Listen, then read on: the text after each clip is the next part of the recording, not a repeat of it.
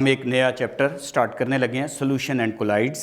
इसके लिए चंद बातें जो आपने ज़हन में रखनी हैं। इसमें सबसे इम्पॉर्टेंट पोर्शन, ये हम कंप्लीट चैप्टर यहाँ डिस्कस करेंगे विद एक्सरसाइज, लेकिन इसमें जो इम्पॉर्टेंट चीज़ें हैं वो बच्चे के लिए वो सबसे इम्पॉर्टेंट ये है कि यूनिट ऑफ कंसंट्रेशंस, जिसमें परसेंटेज वाली यूनिट है, फिर molarity, molality, mole fraction, parts per million, parts per billion, parts per trillion. इसी तरीके से इसमें एक क्वेश्चन है राउट्स लॉ, ये बहुत इंपॉर्टेंट क्वेश्चन होता है, बोर्ड में काफ़ी पेपर में पूछा जाता है। इसके बाद हमारे पास है इसमें कॉलिगेटिव प्रॉपर्टीज़।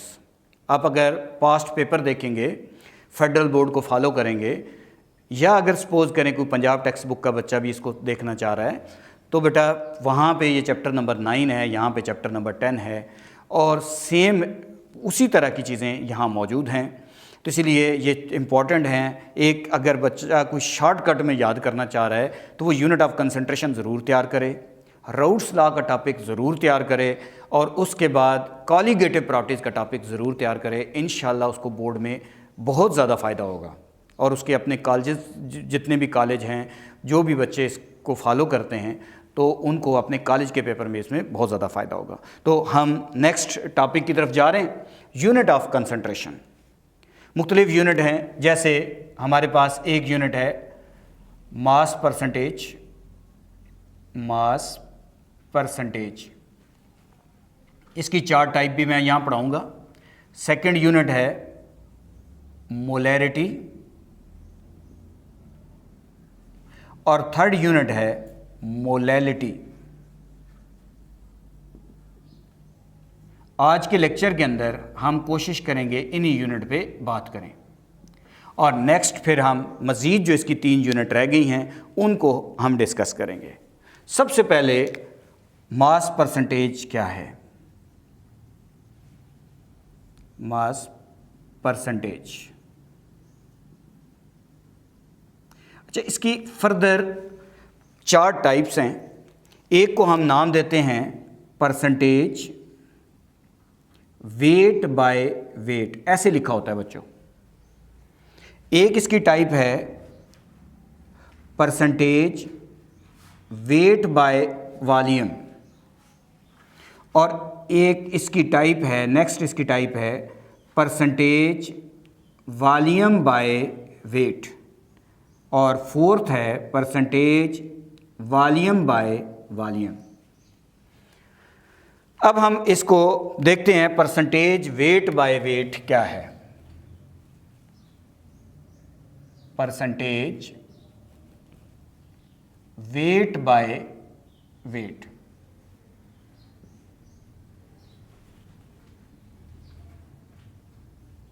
अब अगर हम इसमें आते हैं परसेंटेज वेट बाय वेट, जिसको हम डिनोट परसेंटेज W/W से करते हैं।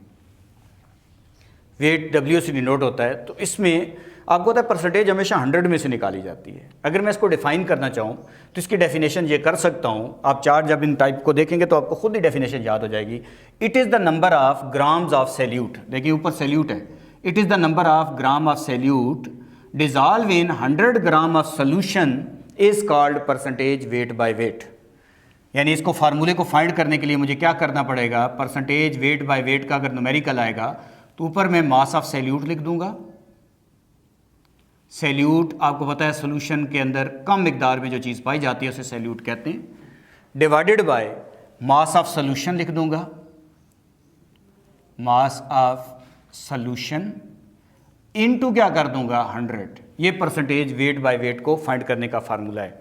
It is the number of gram of salute, it is the number of gram of salute dissolve in 100 gram of solution is called percentage weight by weight. जैसे suppose करें मैं आपसे कहता हूँ हमारे पास 5% NaCl का सोल्यूशन है, ठीक है, NaCl का 5% सोल्यूशन है, एक्वा सोल्यूशन है। तो इसमें अगर मैं आपसे कहूँ सैल्यूट, NaCl एक सैल्यूट है, तो सैल्यूट कितना होगा, तो आप कहेंगे सैल्यूट इसमें 5 ग्राम है। 5% वेट बाय वेट सोल्यूशन है, अगर 5% वेट बाय वेट आप समझ लें सोल्यूशन हमारे पास मौजूद है। मज़ीद इसको क्लियर कर देते हैं। अब सैल्यूट जो है वो 5 ग्राम है। अच्छा, इसी तरीके से सोल्यूशन टोटल कितना है, तो आपको पता है सोल्यूशन टोटल 100 ग्राम है। तो इसमें सॉल्वेंट कितना होगा, तो लाजमी बात है सॉल्वेंट जो है, सैल्यूट और सॉल्वेंट मिलाएं तो सोल्यूशन बनता है। तो सोल्यूशन में से अगर हम इसको माइनस कर देंगे तो ये हमारे पास आ जाएगा जी 100 माइनस सैल्यूट को माइनस कर दें 95 ग्राम सॉल्वेंट आ जाएगा। तो ये परसेंटेज वेट बाय वेट की डेफिनेशन आपको समझ आ गई। सेकंड हमारे पास है, उसकी डेफिनेशन हम करते हैं percentage weight by volume, percentage weight by volume. इसको आमतौर पर ऐसे लिखा होता है परसेंटेज वेट बाय वॉल्यूम। अच्छा, वॉल्यूम जब भी यूज़ करना है यहाँ पे बच्चों इस यूनिट के अंदर सेंटीमीटर क्यूब में यूज़ करना है। 1 सेंटीमीटर क्यूब 1 मिलीलीटर के बराबर होता है, इसलिए सेंटीमीटर क्यूब और मिलीलीटर एक ही चीज़ है। इसकी डेफिनेशन क्या करेंगे, ऊपर तो सैल्यूट होता है, नीचे सोल्यूशन होता है, तो it is the number of gram of salute, it is the number of gram of salute dissolve in 100 centimetre cube of solution. क्योंकि वॉल्यूम है और वॉल्यूम सेंटीमीटर क्यूब में होगा, it is the number of gram of salute dissolve in 100 centimetre cube of solution is called percentage weight by volume. तो इस फार्मूले को find करने के लिए क्या कर सकते हैं, परसेंटेज वेट बाय वॉल्यूम होगा, ऊपर लिख देंगे mass of salute, mass of solute, नीचे लिख देंगे volume of solution in centimetre cube, into क्या कर देंगे 100, ये हमारे पास है। It is the number of gram of salute dissolve in 100 centimetre cube of solution is called percentage weight by volume. Next हम यूनिट पे आते हैं, और नेक्स्ट हमारे पास इसमें यूनिट जो आती है वो हमारे पास है third unit, percentage volume by weight, percentage volume by weight. इसको हम लिखते किस तरह हैं, इसको हम आमतौर पर लिखते हैं जी परसेंटेज, ऊपर वॉल्यूम, नीचे वेट लिख देंगे, परसेंटेज वॉल्यूम बाय वेट।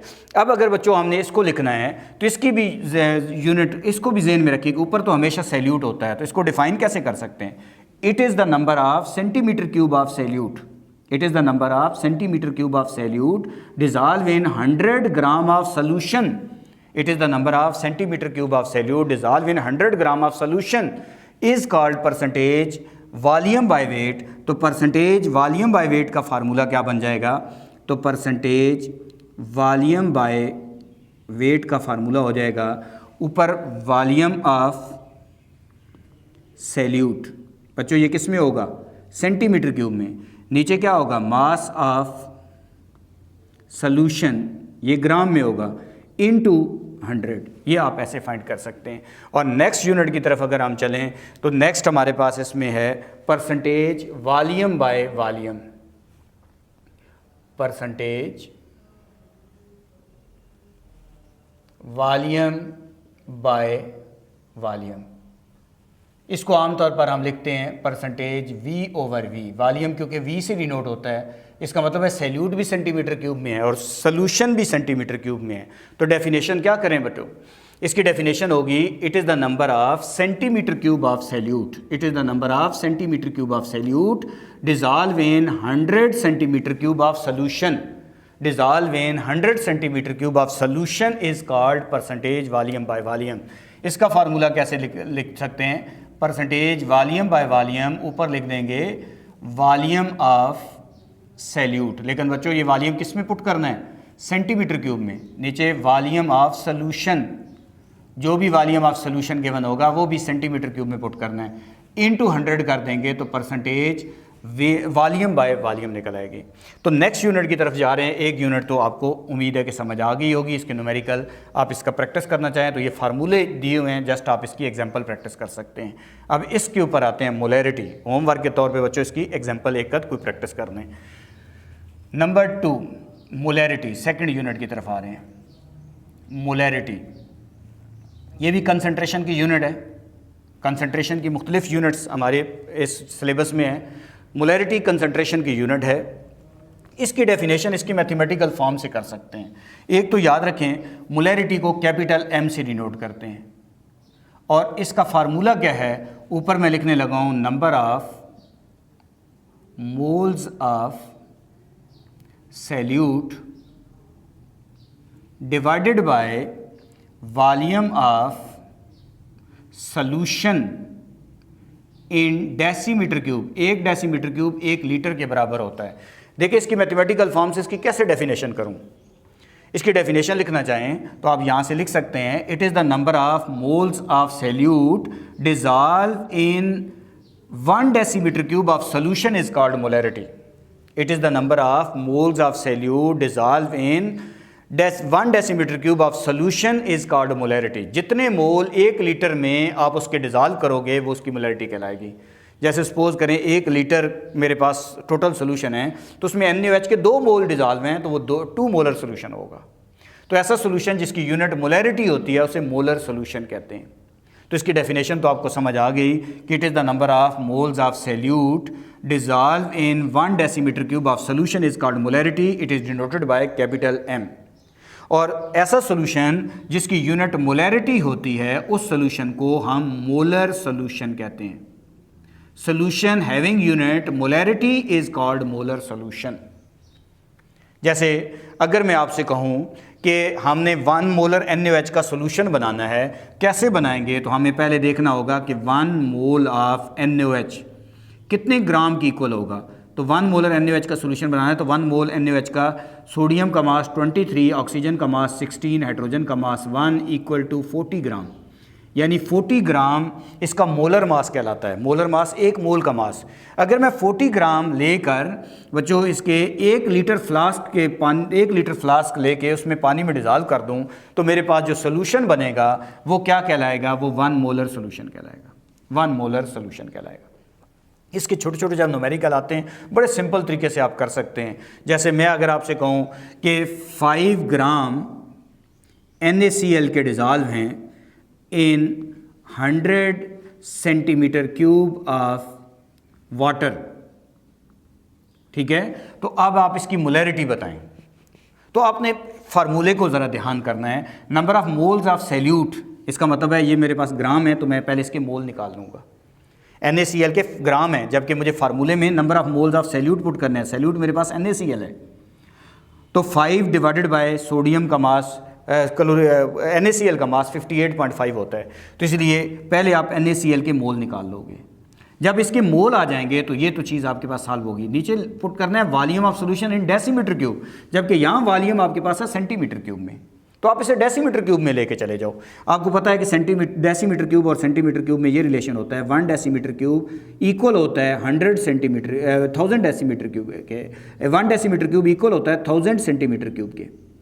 तो छोटी यूनिट से बड़ी की तरफ जाते हैं, डिवाइड करते हैं। तो इसलिए 100 सेंटीमीटर क्यूब को 1000 से डिवाइड करो, आपके पास डेसीमीटर क्यूब आ जाएंगे। तो इसके NaCl के ग्राम को मोल में ले जाओ और इसके सेंटीमीटर क्यूब को डेसीमीटर क्यूब में दे जाओ। फार्मूले में ऊपर मोल पुट कर दो, नीचे volume of solution in decimetre cube put कर दो, मोलैरिटी निकल आएगी। तो इस तरह आप इसके छोटे छोटे न्यूमेरिकल्स कर सकते हैं। तो मोलैरिटी बड़ी सिंपल थी। और नेक्स्ट और आखिरी डेफिनेशन आज के लेक्चर के लिहाज से यूनिट ऑफ कंसंट्रेशन में हम मोलैलिटी को डिस्कस करने जा रहे हैं। मोलैलिटी क्या है? तो हमारे पास 3rd यूनिट है मोलैलिटी।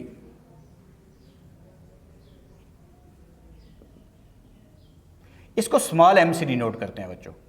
इस चैप्टर में मास इन ग्राम को WO से डिनोट करते हैं। इस चैप्टर में मास इन ग्राम को WO से डिनोट करते हैं। इसलिए इस चैप्टर में जो स्मॉल m है वो मोलैलिटी के लिए यूज़ होगा, जहाँ पे भी यूज़ हो रहा हो। मोलैलिटी क्या है? तो इसकी डेफिनेशन करनी है तो इसकी मैथमेटिकल फॉर्म से कर सकते हैं। अब हर एक की मैथमेटिकल फॉर्म याद कर लें तो आपको डेफिनेशन भी खुद लिख सकते हैं और न्यूमेरिकल भी बहुत सिंपल तरीके से आप कर सकते हैं। लंबे चक्रों में आप जाने के बजाय सिर्फ उस फार्मूले को जहन में रख के चीज़ों को रीअरेंज किया करें। अब मोलैलिटी हमारे पास है, ऊपर लिखेंगे जी number of moles of solute. अगर मुझे सैल्यूट के मोल दिए होंगे डायरेक्ट पुट कर दूंगा। अगर मुझे सैल्यूट के ग्राम दिए होंगे तो मैं पहले उसको मोल में कन्वर्ट करूंगा। मोल का फार्मूला मुझे पता है, मोल का फार्मूला होता है mass in gram divided by molar mass. तो number of moles of solute नीचे पुट कर देंगे mass of solvent. Mass of solvent, यहाँ पे सॉल्वेंट जो भी सॉल्वेंट जैसे वाटर या इस तरह का इन किलोग्राम, उस सॉल्वेंट का मास किलोग्राम में पुट करना है। मास ऑफ सॉल्वेंट इन किलोग्राम, यानी अगर मुझे सॉल्वेंट के ग्राम दिए हैं तो उसे किलोग्राम में ले जाऊंगा, और अगर सैल्यूट के मुझे ग्राम दिए हैं तो उसे मोल में ले जाऊंगा। इस फार्मूले में पुट करूंगा, मोलैलिटी निकल आएगी। तो मोलैलिटी की डेफिनेशन क्या बन गई बच्चों? It is the number of moles of salute, it is the number of moles of salute dissolve in 1 kg of solvent. 1 kg कितने के इक्वल होता है? 1000 ग्राम के। It is the number of moles of salute dissolve in 1 kg of solvent is called molality. It is denoted by small m। और ऐसा solution जिसकी unit molality होती है, उस सोल्यूशन को एक नाम दिया जाता है बच्चों, उसको हम कहते हैं molal solution. Molal solution, solution having unit molality is called molal solution. जैसे 1 मोलल NaOH का सोल्यूशन बनाना है तो मैं पहले सबसे पहले क्या करूंगा कि 1 मोल ऑफ NaOH, ये पहले देखूंगा कितने ग्राम की इक्वल है, तो ये लिखूंगा जी 40 ग्राम की इक्वल है, क्योंकि इसका मोलर मास सोडियम का 23, ऑक्सीजन 60, नाइट्रोजन 1, 40 ग्राम है। अगर इसके 40 ग्राम लेके 1 किलोग्राम सॉल्वेंट में डिजॉल्व कर दूंगा, लाइक 1 किलोग्राम सॉल्वेंट सपोज करें 1 किलोग्राम वाटर में डिजॉल्व कर देता हूं, तो इस वक्त जो मेरे पास सोल्यूशन बनेगा वो मेरे पास 1 मोलल होगा। ठीक हो गया। अब मैं आपसे एक यहाँ छोटा सा सवाल भी पूछ सकता हूं बच्चों।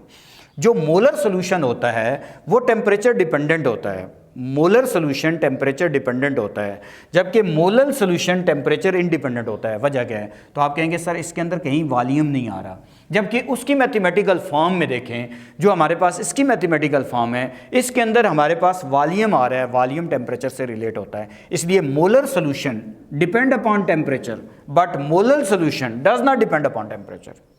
एक और बात याद कर लें कि मोलल सोल्यूशन ज़्यादा डाइल्यूट होता है as compare to molar solution.